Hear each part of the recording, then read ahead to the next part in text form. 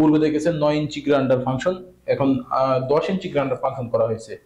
আর একটা ফাংশন দেখতে পাচ্ছেন ক্রাশার ফাংশন, যেখানে আপনারা ভেজা চাউলগুলো গুঁড়া করে থাকেন। ঠিক একই মেশিনে তেল তৈরি বাদে যাবতীয় সমস্ত কাজ করতে পারবেন রাইস মিলে যে সকল ফাংশনের কাজগুলো করা হয়।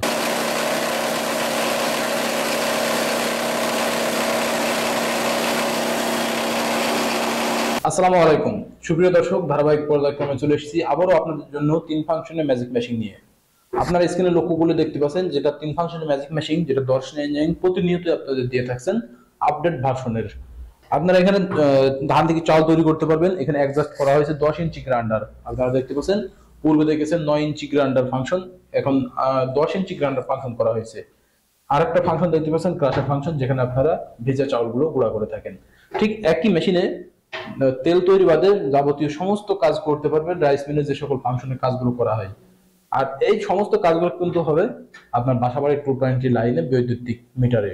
আপনারা বাসাবাড়ির 220 লাইনে যে বিদ্যুৎ রয়েছে সেই বিদ্যুতের সাথে কিন্তু অ্যাডজাস্ট করে দিয়ে আপনার এই মেশিনটি ব্যবহার করতে পারবেন। এখানে 9 থেকে 10 মণ ঘন্টায় চাউল আসবে, যেটা সম্পূর্ণ ফ্রেশ এবং পরিষ্কার। এখানে পাখা রয়েছে, পাখার কারণে কিন্তু চাউলটা ফ্রেশ এবং পরিষ্কার হবে, ক্লিন হয়ে যাবে। আর এখানে দেখতে পাচ্ছেন নেট রয়েছে, নেটের কারণে চাউলের ভিতরে মরা চাউল, ভাঙা চাউল যেগুলো থাকবে সমস্ত কিছু সহজে আলাদা করে দেবে। আমাদের এখানে যে ক্রাশার ফাংশনটি দেখতে পাচ্ছেন ভেজা চাউল গুঁড়া করার জন্য সব থেকে পারফেক্ট ভাবে আপনারা শীতের সময় যে সকল আমরা পিঠাপুলি তৈরি করার জন্য চাউলগুলো পেশাই করতে হয়, চাউলগুলো পেশাইয়ের জন্য কিন্তু আমাদের এই মেশিনটি পারফেক্ট ব্যবহার হবে।